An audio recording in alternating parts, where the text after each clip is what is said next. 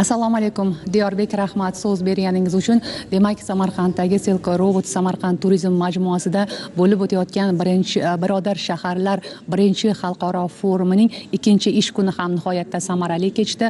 Ertalabdan o'sha ishtirokchilar do'stligimiz, birdamligimiz, hamjihatligimiz ramzi sifatida majmua hududidagi bog'da daraxtlar ekishdi va ana undan keyin bo'lsa amaliy nimaga o'tishdi, amaliy jihatga o'tishdi va mana bu yerda turli o'sha viloyatlarimizning turli imkoniyatlari, o'zining turizm imkoniyatlari, har bitta hududning investitsiya salohiyatlari, madaniy imkoniyatlari kabi imkoniyatlari taqdimot qilindi va aynan mana shundan keyin ishtirokchilar o'rtasida yana samarali muloqotlar bo'ldi va memorandumlar imzolandi va mana shu muloqot Namangan viloyati uchun ham nihoyatda bugun samarali bo'ldi. Ayni paytda biz mana shu haqida ma'lumot olish uchun Namangan viloyati hokimligi vakili Otabek Rasulovga yuzlanamiz. Assalomu alaykum.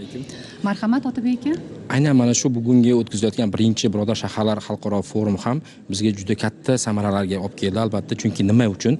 Biz haqiqatan birinchi Namangan viloyati 2009-yil ilk bor birodarlashgan bo'lsa, Koreya, Janubiy Koreya Sangam shahri bilan bugungi kunga qadar 10 dan ortiq davlatdagi shaharlar, viloyatlar bilan birodarlashgan tizimda olib bormoqdamiz. Bu albatta bu sohada biz barcha sohalarda, nafaqat turizm sohasida, ijtimoiy sohada, iqtisodiy sohada, madaniyat sohalarida ham bevosita aloqalarimizni olib boryapmiz. Aynan bugungi forumda ham biz 10 dan ortiq mamlakatlarning shahar tumanlari bilan muzokaralar olib bordik va juda ko'plab keluvchilarga erishdik va biz uchun yana bir asosiy tarixiy voqea aynan mana shu forumda men bevosita tarixiy deya ayta olaman. Chunki nima uchun?